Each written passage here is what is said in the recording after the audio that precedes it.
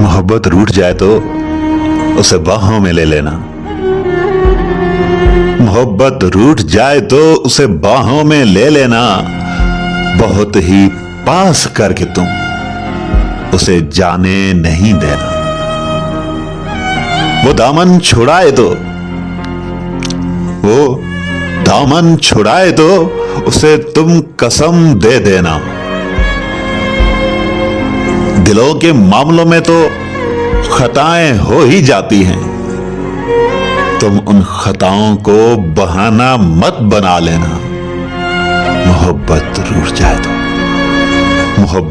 रूठ जाए तो उसे जल्दी मना लेना।